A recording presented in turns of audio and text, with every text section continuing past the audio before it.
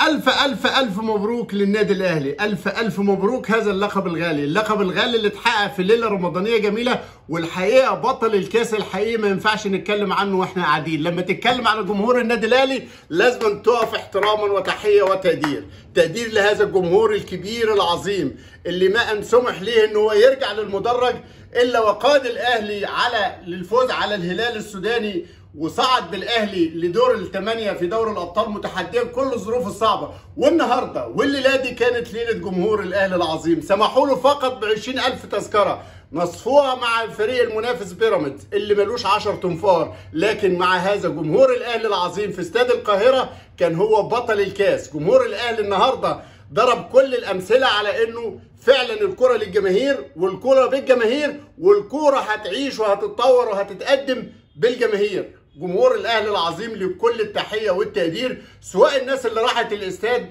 او الناس اللي احاطت فرقه النادي الاهلي بكل الثقه بكل الدعم بكل المسانده. المساله ما كانتش سهله خالص، اديكم شفتوا لغايه اللحظات الاخيره ما بين امين عمر ومين عمر وسي عمر وسيد عمر وكل سي عمر كان مجتمع ضد النادي الاهلي. شفنا كراتين التذاكر كانت بتتوزع على نواصي الطرق عامله ازاي، شفنا الدعم اللي بيلقاه فريق بيراميدز اللي ملوش واحد من الجمهور، من كل الناس اللي كل هدفها عرقلة الاهلي.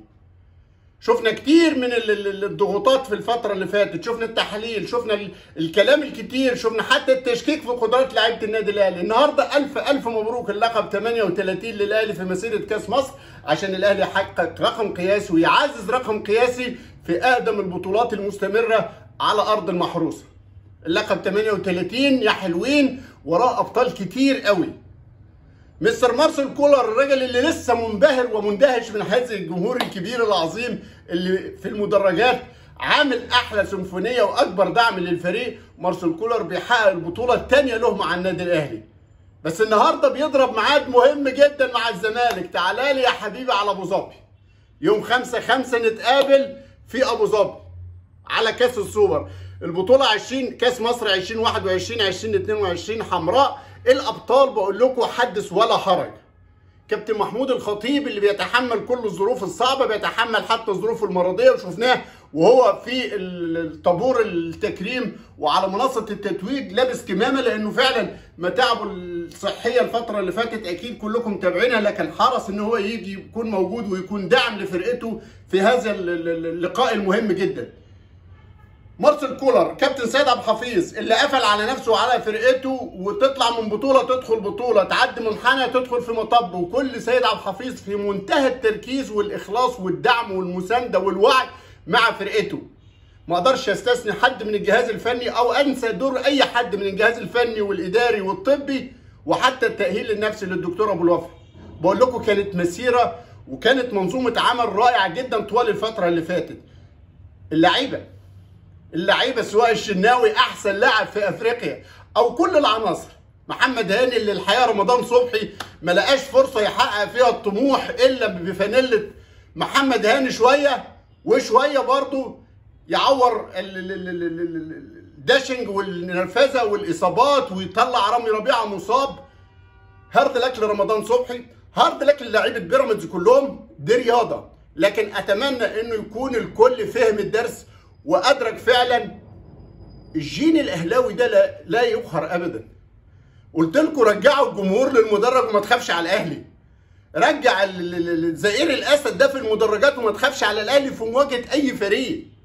طوال المباراه كانت الثقه الكبيره جدا عند لعيبه النادي الاهلي، حتى والفريق بيتاخر بهدف بترجع في نفس الدقيقه تتعادل وتقدر تصمم وتكسب في الوقت الاضافي. روحك عاليه جدا، كل العناصر، حتى برونو سافيو الراجل البرازيلي اللي قال لك غضبان ومقموص ومتضايق، شايل ابنه ومندهش ومبهور باللحظه اللي بيشارك فيها هذه الفرحه وهذا التتويج. بقول لكم ما اقدرش انسى حد، حسين الشحات اللي ادوا له اللقب او ما ادولوش اللقب هو مان اوف ذا ماتش. حسين الشحات، كهربا، بيرستاو، مش عايز انسى حد، حتى ثلاثي الوسط الرائع حمدي فتحي صاحب الرأس الذهبيه وعمرو السوليه لغايه خروجه، والاكتشاف الجديد والهديه الجديده مروان عطيه. طبعا علي معلول ملك الزغلول ما تقدرش تتكلم ابدا حاجه عنه، ومحمد هاني اللي بقول لكم رمضان ما لقاش حل الا انه يقطع له الفانيلا ومع هذا فضل هاني الجناح الظهير الايسر الطائر الايمن الطائر، وكتيبه المدافعين عبد المنعم ورامي لغايه خروجه وياسر ابراهيم والاسد الشناوي ما تقدرش يوقفش وما تقدرش تستثنى حد من هذا التألق. لكن الحقيقه منظومه الاهلي المتكامله تحسسك انه ده موسم، قلت لكم من البدايه ده موسم استرداد المفقودات. وادي الكاس اولها. السنه اللي فاتت ضيعوا منك الكاس، ضيعوا منك الدوري، وضاعت بطوله افريقيا. ودور في كل بطوله ضاعت هتلاقي حادث سرقه ونصب، هتلاقي حادث سطو للبطوله. ده موسم استرداد المفقودات. بدات بكاس مصر بهذه الجداره القويه جدا والمتينه اللي بتأهلك مش بس تاخد اللقب 38، لا، اول حاجه بتحطك على الطريق على المطار على ابو ظبي يوم 5/5 عشان تقول للزمالك تعالى لي بقى، تعالى لي في قمه مصريه ان شاء الله تعالى تكون حمراء في ابو ظبي. لكن كمان بتهيئك وبتأهلك وبتجهزك لعرس الاميره. تدخل مباراه الرجاء ان شاء الله تعالى يوم 22 الشهر ده في القاهره وانت بمعنويات عاليه جدا بتستقبل البطل المغربي الكبير. عشان كده اعتقد فرحه لعيبه النادي الاهلي، احتفاليه لعيبه النادي الاهلي، فرحه الجهاز الفني، اندهاش مستر مارسيل كولر وشكره للاعيبته وتهنئته للاعيبته وشكره الكبير والجزيل والخاص جدا للجمهور البطل الحقيقي لليله ديت. دي ليله اهلاويه بامتياز. واعتقد الناس اللي حاولت تضغط والناس اللي قالت لك النفط مقابل الكاس وهنلغي الاستثمارات وهنمشي الناس وهنعمل وهنسوي، وكله كان بهدف الضغط على الاهلي. لكن اعتقد كل الناس بما فيهم الدكتور اشرف صبحي والاستاذ جمال علام والنائب احمد دياب، الكل على منصه التتويج شاف يعني ايه الفانيلا الحمراء، شاف يعني ايه الجين الوراثي قوي. حازم امام بعد المباراه قال لك بصراحه الاهلي عنده النو هاو، عنده الوصفه، عنده الطريقه، عنده الطريقه اللي بيقدر يحقق بيها البطولات، يتاخر يتعادل ويتقدم.